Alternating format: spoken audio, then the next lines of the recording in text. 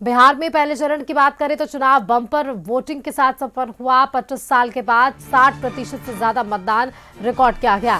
साल 2022 में 57.29% ही मतदान हुआ था। दोनों गठबंधन ने यहां जीत का दावा किया है।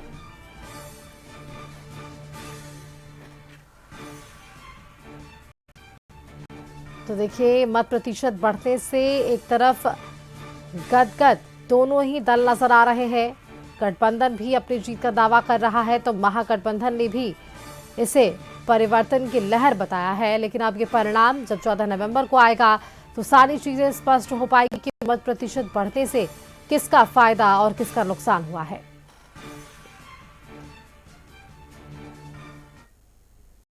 बिहार विधानसभा के चुनाव के पहले चरण के मतदान में लोगों का उत्साह कैसा रहा? बड़े नेताओं ने कहा मतदान की आग किन दिग्गजों की साख दांव पर है और कैसे किया जा रहा है जीत का दावा, आपको दिखाते हैं इस रिपोर्ट में। बिहार विधानसभा चुनाव के पहले चरण का मतदान खत्म हो गया है। 18 जिलों की 121 सीटों पर मतदान हुआ।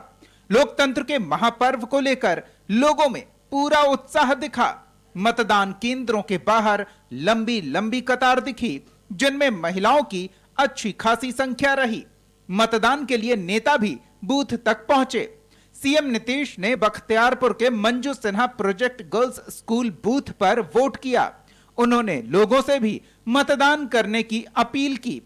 पटना के वेटरनरी कॉलेज मतदान केंद्र पर लालू परिवार ने वोट डालकर लोकतंत्र के इस पर्व में अपनी भागीदारी निभाई। लालू यादव, राबड़ी देवी, मीसा भारती, रोहिणी, तेजस्वी यादव और उनकी पत्नी राजश्री एक साथ मतदान केंद्र पहुंचे। केंद्रीय मंत्री गिरिराज सिंह ने लखीसराय में अपने पैतृक गांव बढ़िया में मतदान किया और एनडीए की जीत का दावा किया।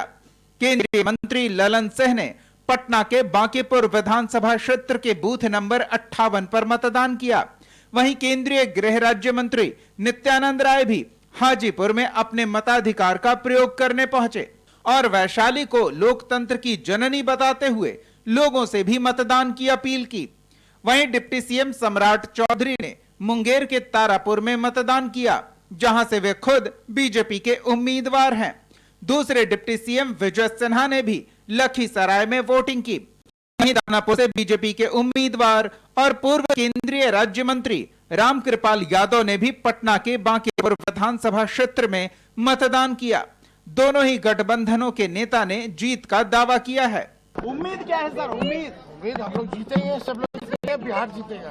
18 तारीख को बदलेंगे सरकार, 18 तारीख को बदलेंगे सरकार, 14 को नई सरकार मिलने वाली है। और मैं उन लोगों से भी कहना चाहता हूँ जो किसी उम्मीदवार से नाराज है, उम्मीदवार का चेहरा मत देखिए, इसलिए चेहरा नरेंद्र मोदी, नीतीश कुमार, इधर राहुल गांधी, तेजस्वी। लोग संवैधानिक संस्था का अपमान किया है, बिहार को बदनाम और कलंकित किया। उनसे मुक्ति पाने का ये चुनाव एक बड़ा अवसर है और हर बिहारी को गौरवान्वित होने के लिए इस चुनाव में अच्छे लोगों के साथ चलना चाहिए।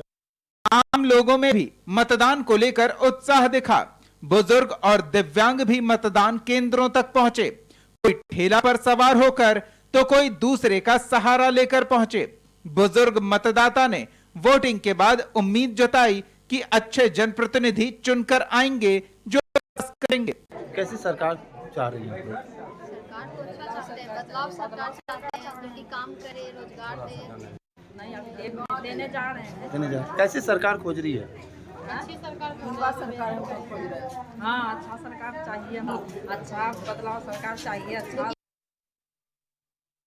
पहले चरण में जो दिग्गज चुनाव मैदान में हैं, उनमें शामिल हैं तारापुर से डिप्टी सीएम और बीजेपी उम्मीदवार सम्राट चौधरी, लखीसराय से डिप्टी सीएम और बीजेपी उम्मीदवार विजय सिन्हा, राघोपुर से महागठबंधन के सीएम पद के उम्मीदवार तेजस्वी यादव, दानापुर से पूर्व केंद्रीय राज्य मंत्री रामकृपाल यादव, मोकामा से जेडीयू उम्मीदवार और बाहुबली नेता अनंत सिंह।